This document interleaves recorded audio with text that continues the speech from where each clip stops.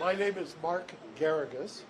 I, along with Cliff Gardner, represent Lyle and Eric Menendez. I also have here today Alex Kazarian, Satara Kasim is somewhere, and Tina Glamian, who have been working for the last 18 months in order to get a release for Lyle and Eric Menendez. A couple of weeks ago, and so that you understand the background of it, back in May, we filed a writ of habeas corpus. A judge in this courthouse, Judge William Ryan, issued what's called an informal request for a reply. That informal request for a reply was to ask the DA to respond to the allegations of new evidence. Part of the two prongs of new evidence were, number one, a letter that was found at Marta Cano's house that was a letter written by Eric fully 8 months before the killings to his cousin Andy. His cousin Andy testified at the trial. However, in the second trial was demeaned as making this up or was not true. This letter now shows or corroborates that Andy was telling the truth. The letter describes the abuse. The letter, I believe, was released at least temporarily by the DA's office, and anybody who wants it, we can release that as well. The other pillar of the writ of habeas corpus was a declaration by Roy Rosello. The declaration by Roy Rosello is incredibly important for a number of reasons. Number one, Roy Rosello, who was a member or a then member of the band Menudo, was and took great courage at Nuri's finding him and talking to him to sign a declaration that said that he too was assaulted by the father, and not only assaulted, but it happened at the house. The reason that's important is that it corroborates what was testified to in trial number one, that it corroborates the fact that the safe place that Jose thought he had was in the house. It corroborates what the family members said was the very uncomfortable rule in that house, that you could not go down the hallway if Jose was with one of the boys. That was the ground upon which he prayed. We have those two items. Now, there is a separate track. About 3 months ago, we sent a petition, and mind you, the DA's office, there's been those who have said, well, this is election nearing, blah, blah, blah. We filed this, and the DA has been, Mr. Gascon's office, has been engaged with us productively, strongly, for well over a year. Joan, who you will hear from in about 5 minutes, we actually, because of her young age, she turns 93 next month, we had what's a very rare thing done back in December, which is called a conditional examination. It's a deposition in a criminal case to preserve her testimony. She was there with her lawyer, Brian Friedman, who represents the family. And what we are also on a parallel track doing is asking, and have been asking, the DA to look at the work they have done and resentence them, to support the resentencing. Now, when I say the work they have done, Lyle and Eric have started, mind you, since 2005, up until the time that Judge Ryan issued the request for an informal reply, have had no hope of ever getting out. Since 2005, they had exhausted all legal remedies. They had resigned themselves to being in prison for the rest of their lives. You could take two tracks on that. You could either just become a hardcore, irreconcilable recidivist, or you could do what they've done, which is create programs, counsel people, develop amazing programs, mentoring people, go to college, get degrees. Lyle, in fact, graduated from the first ever class in June. I watched it.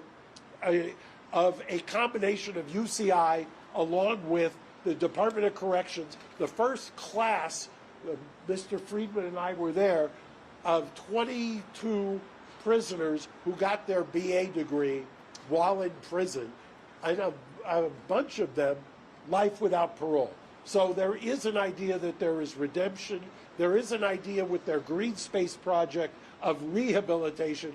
I will tell you, in over 40 years of doing this, I have never seen the amazing exemplary rehabilitation and mitigation evidence that we have now presented to the DA's office. We're going to hear from the family today briefly, and I will tell you, I'll give you kind of a coming attraction. I will start with Anna Maria. She will tell you exactly the genealogy. We have over 20 relatives, both Kitty and Jose's sides of the family. This is virtually unprecedented in my practice, and I would dare say it anywhere, that 20 family members on both sides, victims, constitutional victims under Marcy's law, are here to urge the DA to resentence. After they're finished speaking to you today, we will then, Mr. Friedman will take them across the street to the Hall of Justice, and they will go through what Gascon does in resentencing, and they will meet with the resentencing unit. They will, under the California Constitution, Marcy's law, they will voice their opinion on why they believe it's time that these gentlemen come home.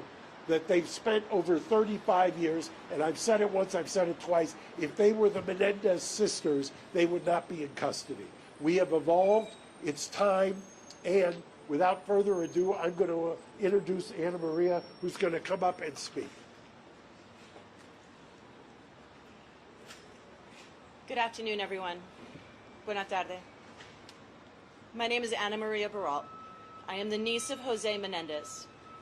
I stand before you today not just as a member of the Menendez family, but as someone who believes in truth, justice, and healing. Before I get started, I just want to say that I know this is an election season, but for us, this is not a political issue. This is about truth, justice, and healing. On behalf of our whole family, it is my honor to formally introduce our new coalition, Justice for Eric and Lyle. Like so many others, I struggled to process the events of that fateful August day and the loss that I felt. Over time, it became clear that there were two other victims there on that day, my cousins Lyle and Eric. Lyle and Eric would continue to be victimized. They would be victims of a system that wouldn't hear them. And they would be victims of a culture that was not ready to listen. They would be mocked. They would be called cold-blooded killers, left to rot in jail and denied any hope of redemption. If Lyle and Eric's case were heard today, with the understanding we now have about abuse and PTSD, there is no doubt in my mind that their sentencing would have been very different.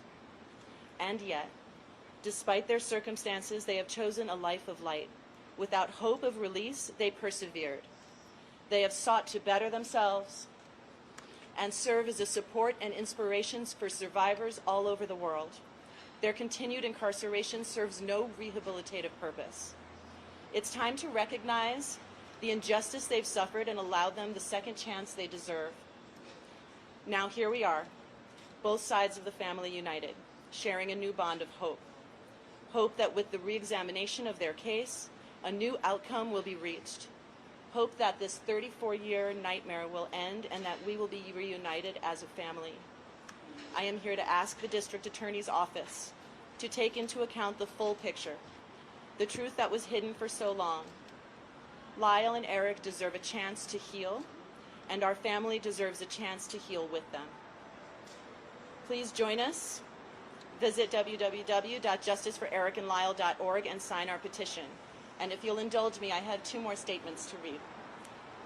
The first is from my mother, 85 years old, Terry Baralt, the sister of Jose Menendez. She can't be with us today due to health challenges, but she sent me this. I'm sorry that I can't be there in person to support my nephews, Lyle and Eric. I begin chemo soon and my doctor says no flights.